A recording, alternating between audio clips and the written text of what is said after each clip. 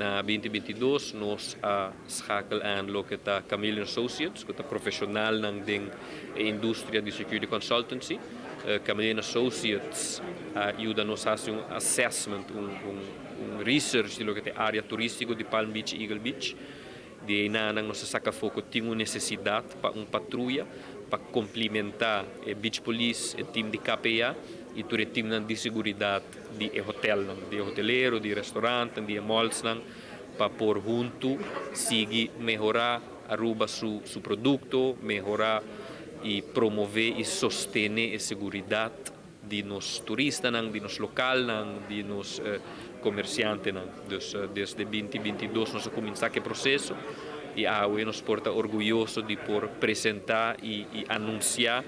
o launch de lo que é Tourism Security Patrol Aruba, com o patrulha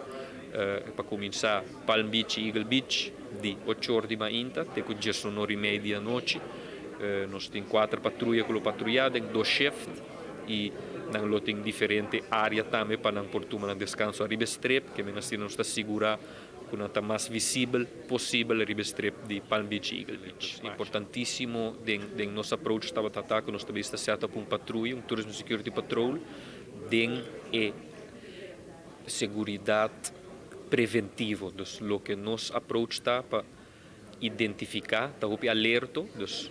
active patrolling, patrulhar ativamente, dus nota quando está para num posto e não está que dá aqui que está passa num posto, está patrulhar full área ativamente, apesar de ser não está o que nós chamamos preventive profiling, que é ora que nós a pessoa não quizás não está feita dentro do ambiente, right? Então, se botar num mall e botar uma pessoa que tem apanha vestido de uma maneira estranha para seja de um parking lot, lo que patrulha aqui está está approach a pessoa e se pergunta, pero pergunta não comum, como vai maneira que como maneira está sendo que banda, maneira também comprar algo, então se não botar logra na há tique mais informação de lo que está passando e 2, se uma pessoa tem algo malo pensar para assim na quando sinto gente a reparar e acaba não dizer não, o lugar aqui tem que me estava um caminho com não tem então se acaba tá assim empurre, apesar de ser também a patrulha também compartilhar informação com o hotel com o beach police para assim por melhorar a segurança tanto para coisas para issues que estão ongoing nos por paqueando de maneira mais estruturalmente. Apesar de ser também mesmo com qualquer cidadão por